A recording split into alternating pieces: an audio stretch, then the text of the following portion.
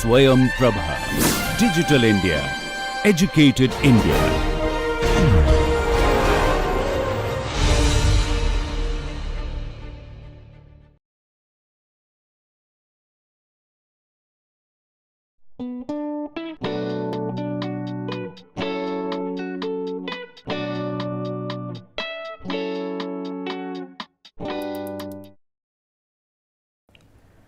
So, now with this we enter into the South Asian context, and the aim here is basically to discuss South Asian urban environmental history, which is a very recent and a new enterprise in that sense.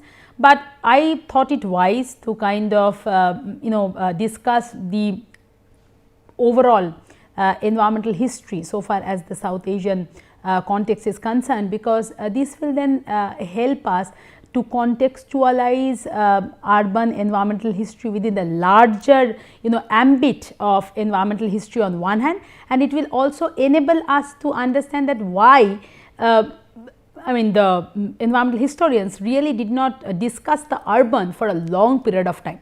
So, initially why and how this journey actually started, and when it started, what were the key themes of discussions or analysis, and why the historians were propelled by these themes actually. So, again I know that this is a course on urbanization and environment, and so it was quite a tough decision for me. I was not being able to decide that whether there should be two lectures on so far as the overview of South Asian environmental history is concerned. But then I thought that I should do this because I thought that this will be important, because this number one will expose you to the large variety of works, to the rich variety and diversity of works that we have so far as South Asian environmental history is concerned, and then why there was a period of urban neglect for a long period of time, and what is the urban imperative right now that is actually kind of motivating the historians to take up South Asian urban environmental history. So, these next two lectures are these two lectures, like lecture 25 and 26 would be dedicated to South Asian environmental history in general, where I would provide a state of the art analysis so far as this particular domain is concerned.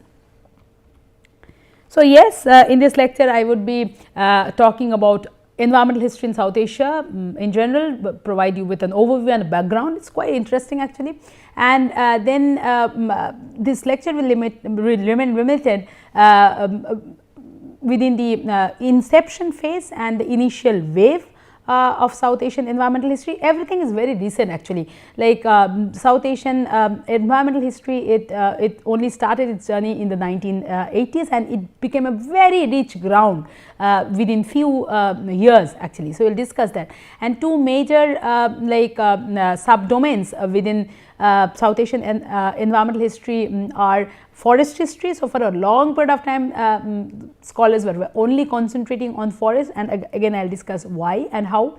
And then after that the scholars also started discussing water history. So, irrigation had been a main theme, for some time, and then now there have been some more advancements in the field of water history. So, I will also discuss the methodological limits that some historians are discussing these days so far as the initial period or the initial wave of South Asian environmental history is concerned, and how this is not now limited to the limits of methodological limits, but it has the historians now have been able to kind of address some of these limits by more nuanced narratives, which we will be actually discussing in our next lecture.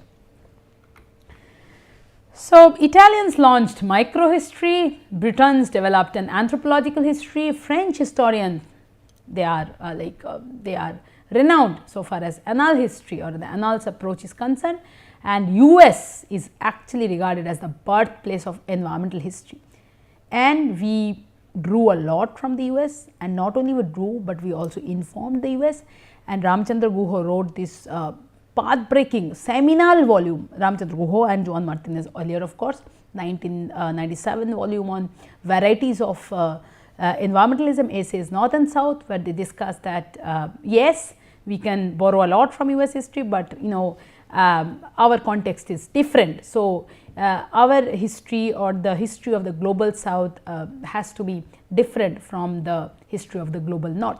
So, but again this is how the journey started, but now I think we have walked we have made a whole lot of advancements in this journey, and we have taken a very long route, and we have crossed paths where we can little bit of kind of I am not saying that these frames of analysis are not significant, but we can now little bit shelve them to an extent, because there have been whole lot of advancement and more thematic variations and more nuanced and very sophisticated analysis that environmental historians are really coming up with. So, yes, US was the birthplace of environmental history, and immediately South Asia also became a very rich ground so far as environmental history is concerned, and more specifically India, the Indian subcontinent. And it started growing, it grew with extraordinary exuberance, and of course, I am quoting McNeill here, J.R. McNeill, again a very renowned environmental historian, who wrote this piece called The Historiography of Environmental History, and this is such an important informative piece where he maps the development of environmental history in different parts of the world, different corners of the world, from Asia to Latin America to US to Europe to Caribbean to whatnot. And he says that South Asia environmental history actually grew very fast with extraordinary exuberance. And so, within South Asia, indeed within all of Asia, and this is something which J.R. McNeill tells us or makes us aware of.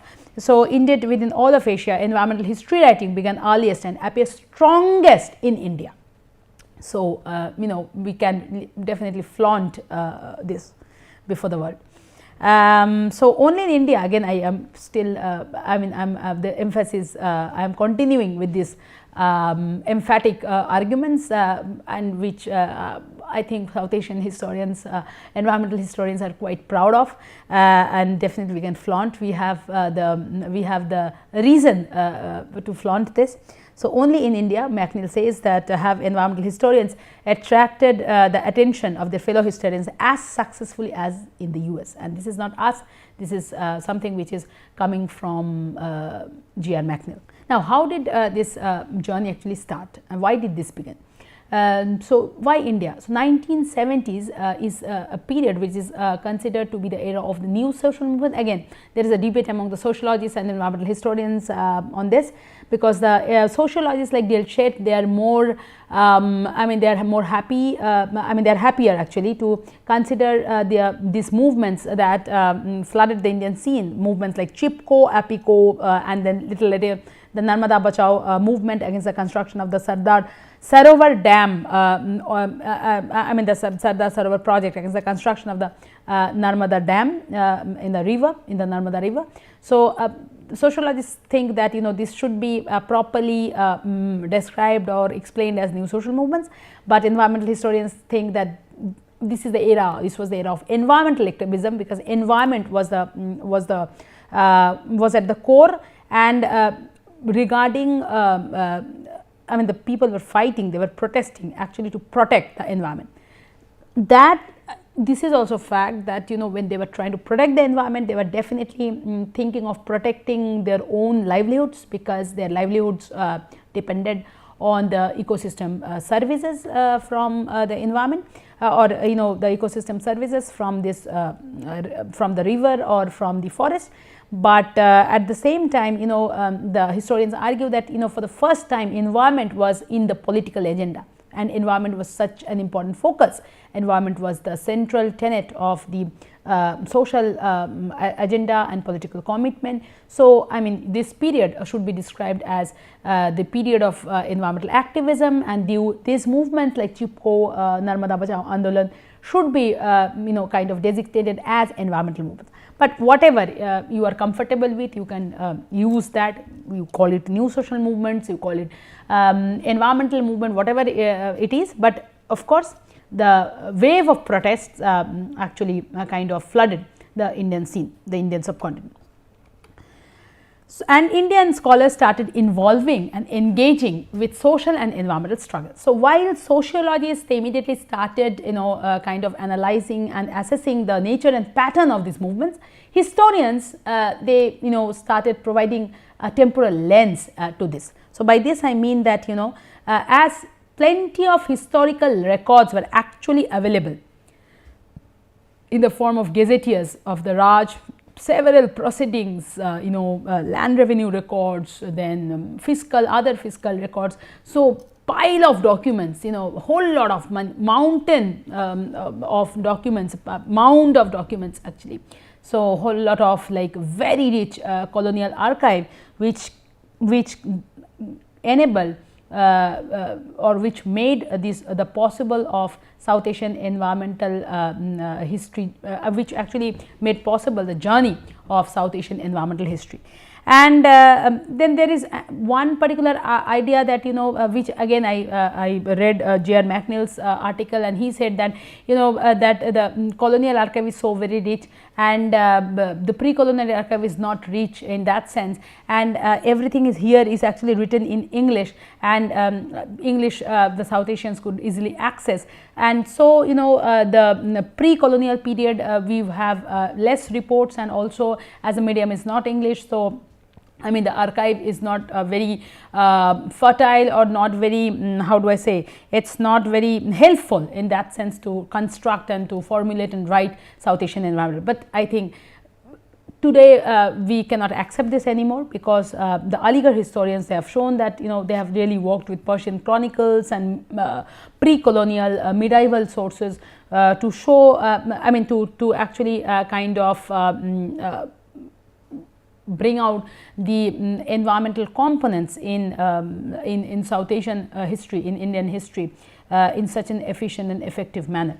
And this is the book, for example, from the popular People's History series, Man and Environment, and the Ecological History of India, where you have everything from the prehistorical period, from prehistory to the modern times.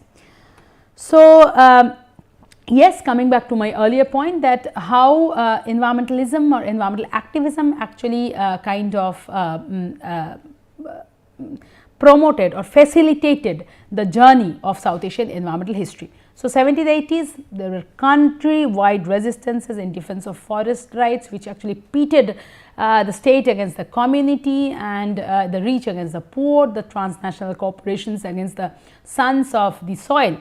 So, there is of course a class angle very much in this whole story, and so there was a strong critique, a radical critique of these state policies in contemporary India, and historians and also some scientists, like including ecologists like Madhav Gadgil.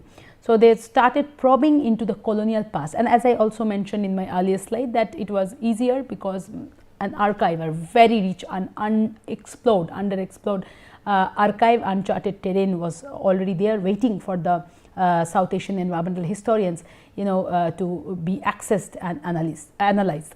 So, and the historians really plunged into this opportune moment to discuss that whether these ruthless state policies of the contemporary period should be contextualized, or really should be understood as a continuation or should be understood in continuity of the colonial laws and policies that kind of created metabolic rift between between human beings and nature. So, the initial wave, and I would like to mention 4 major works so far as this initial wave or the inception of South Asian environmental history is concerned. And you need to remember that the first phase to a great extent it corroborated with the phase of what is also known as forest history. So, wildlife came a little later, but the first decade all the works, the books that were published, they mainly they mainly dealt with the history of forests. So, and also land use patterns and issues relating to access of community rights, access of forest resources by communities, etc. And how, of course, the British Raj kind of replaced our social dynamics and community entitlements that was there during the pre-colonial period. So, these 3 books very, very significant. The first one, The Unquiet Wood, it was published in 1989 and by Ramchandra Guha, and here Guha actually kind of fused the sociological narrative that are often there to kind of analyze the peasant struggles and also ecologically oriented history of India.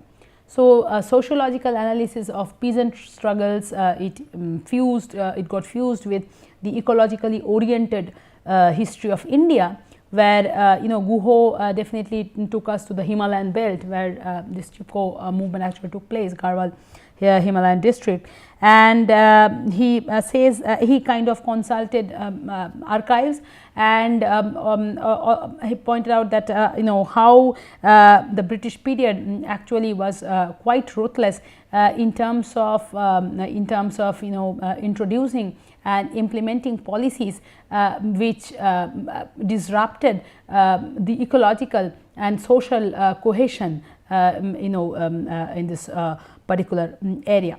So, he was quite influenced by the works of Karl Marx, of course, and also James Scott in his analysis. So, in similar vein, another book came out in the 90s by Madhav Gadgil and Ramchandra Guha, this Fishered Land, and this Fishered Land is also very, very significant, where they talk about the change in land use policies, and how again the communities were deprived from their entitlements to forest resources, more importantly like non-timber forest produce. And here in this book, very interestingly, they talk about human prudence, and they say that how this colonial period is watershed in terms of this dissolution or the breakdown of human prudence, when the colonizers took everything in their own hands. So, and the colonizers seem to be the agent absolutely kind of disrupting our socio-ecological system. So, and K. H. Shiva Ramakrishnan later, when he kind of reviewed this work, he says that in these kind of works which came out during the initial years of South Asian environmental history, these historians or the scholars were quite they had a kind of a moral imperative, where this moral imperative played an important role to add to this story of the colonial infamy. So, that is what he said when he kind of reviewed this book. Then there is another book by Fencing the Forest. I wrote a very interesting review by Christopher Hill, C. Hill, about this particular book by Mahesh Rangarajan, and Christopher Hill says in the review that he says that when I first saw this book and I was about to review it, I was sure that I will be disappointed. And why did he say like this? Because he said that that by then, so by 1990s, there were thousands of books. So, he writes like that. So, there were so many books, numerous works were published on forest history. So, what new to learn from this? So, he knew that he will be disappointed. But then he says that I was surprised by this new edition, which is Fencing the Forest. And he says why this is a new edition, why this new edition is significant, what kind of fresh insights actually it could add to the forest history of South Asia. He says that first of all, here Rangarajan made a province-wide analysis, province-wide analysis, and he did not kind of write the entire history of the subcontinent, number one. Number two, he also talks about the clash of culture between the colonizers and the the nomadic tribes or the people who were kind of associated with slash and burn or Sweden cultivation, and the British trained or brought up or rather conditioned by their private property tradition. They could not actually fathom this kind of slash and burn agriculture or this kind of practices by the nomadic tribes, and they wanted to assert control on them. They wanted to kind of force them, find them and force them towards a settled peasant forms of livelihood, settled agriculture. But then Rangarajan shows that how these people also protested against the colonizers in subtle ways and subtle forms, because these were the same people who were used by the colonizers to clear forests, to cut forests, clear forests. So, their labor was actually quite important to the colonizers, and they were conscious about this, and so sometimes they migrated, and sometimes they just protested that they will not work, and that kind of posed these were impediments. This protest and this migration were kind of impediments to the rule, to the statecraft. And but finally, of course, they had to relinquish their control on their traditional livelihoods or mode of practices, but but at least they felt empowered by putting pressure, a little bit of pressure at least on the colonizers. Finally, this book is also significant because it also talks about shikar, hunting for Indian wildlife, and also talks about the clash of culture between the poachers, the native indigenous hunters, who actually kind of hunted for to ensure their own livelihoods. In that way, it was legitimate. And on the other hand, the Britishers, who were maniac almost to kind of collect their trophies, and hunting was a sport. But unfortunately, hunting as a sport was nurtured and kind of encouraged, but at the cost of the restrictions of rights on the so-called quote unquote poachers. Yeah. So, another final book, The State of Empire by John Mackenzie, also I think is quite important because it adds further insights to Mahesh Rangarajan's argument so far as hunting or shikar is concerned, because Mackenzie shows, and Mackenzie is not limited to India, but he also discusses Africa. So, Mackenzie shows that how hunting became a code of man's conduct and a component of imperial culture. So, and he shows that how the golden days of bloody sport, meat diet, and this mania to collect trophies as part of this ethnic curios also corroborates to the heydays of imperialism. And how this kind of an attitude, this control over the wild animals, it also become a kind of a powerful metaphor to display dominance over nature and the native. So, hunting became a ritualized activity in that sense. So, finally, so far as all these works are concerned during the initial period of South Asian environmental history, these are mainly they are mainly narratives, they are saga, the tales of woe, which focus on instances of environmental degradation, neglect and vandalism.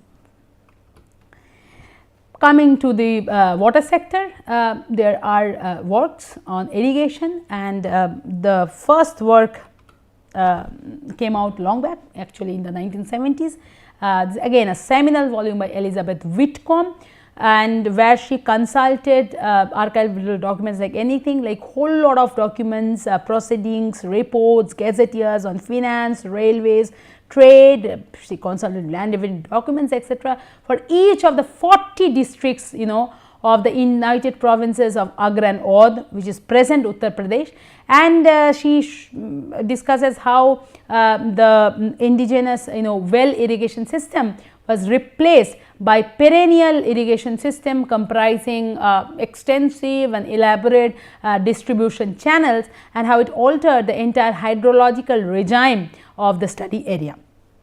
And she also talks about the social transformations or changes which were brought about by this perennial irrigation system. So, how the new class of land lords or new mediators, they also started they started controlling the design or the layout of the distribution channels, kind of dictating who will be having access to this irrigation water and who will not. And also there were stringent mechanisms to collect water tax. So, water tax was also imposed on people. So, what happened is that she says that the ecological implications were disastrous. So, it led to desertification. The outcomes were saline deserts, waterlogged swamps, and decreased soil fertility. And over and above, there was this social oppression. So, what happened is that the depressed, so I am quoting Whitcomb here, that she writes that the depressed peasantry labored in a distorted environment. Similarly, yes. So, similarly, the work by this is an article published in the IESHR, Indian Economic Social History Review, in 1996 by Indu Agnihotri. Agnihotri also talks about the how the canals, the colonial canals in Punjab, it kind of overran the inundation water system, and how that was extremely deleterious for the pastoral communities and pastoral livelihood in the region. There are several other works on similar lines that discusses the capitalist commodification of nature and its impact on the South Indian river deltas like Kaveri, Godavari, etc. So, works by Reddy and Rao on similar vein. Yes, and Mahanadis, so there is also work by, of course, Rohan D'Souza, who also talks about the vicissitudes of this perennial canal system on our ecology and society at large. Then important works on the construction of embankments on Indian on floodplains on Indian floodplains and on river deltas. And so, what kind of implications this era of embankment crafted on the Indian socio-environmental scene. So, and Eastern India, and again the work by Rohan D'Souza is very significant in this context. So, this book Drowned and Damned is a major, it's it's a very significant book on water history of South Asia. And so, Rohan D'Souza showed that how with the colonial period there was an inter-transition of the Mahanadi delta of the Mahanadi floodplain from previously how the people are dependent on floods, because they could actually distinguish between good floods and bad floods, and they perceived floods as a blessing, because when flood waters receded, then the soil was left with a very fertile with fertile alluvium, with silt. But unfortunately, he discusses with the colonial period how there was a transformation from this flood dependent agrarian regime in the Mahanadi delta to a flood vulnerable landscape.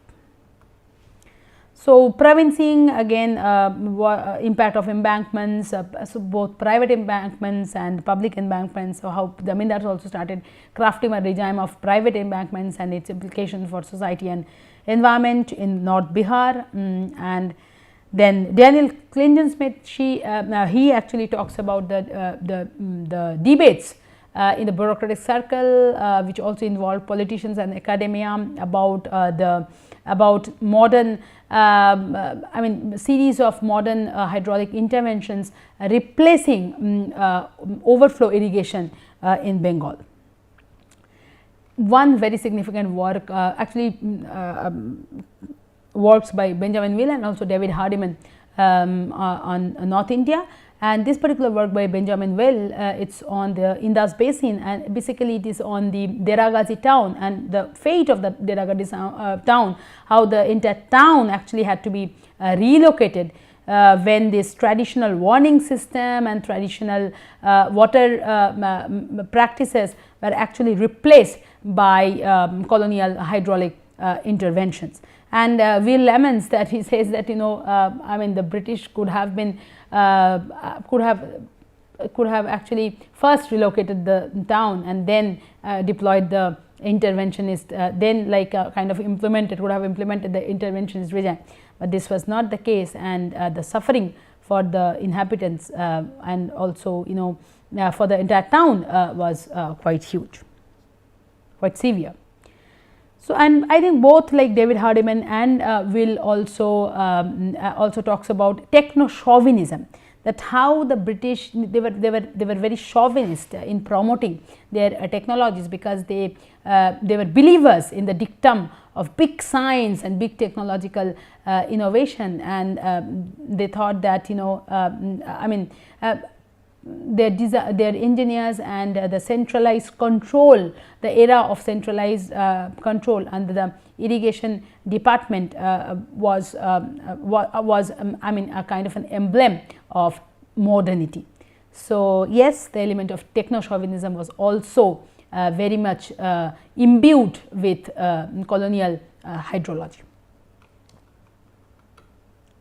So finally, I think the initial wave or the initial scholarship so far as South Asian environmental history is concerned, these works consider the colonial period as a watershed moment, all these works. So and for example, scientific forestry as watershed policy or watershed kind of a strategy so far as forestry is concerned. Then colonial hydrology, a conceptual analytical traction used by Rohan D'Souza to show that how the South Asian experience of water I mean is altogether different. It became altogether different during the colonial period, and so I mean these are teleological, these are declensionist teleologies or declensionist narratives which also show that how the state actually the state was the ruthless exploiter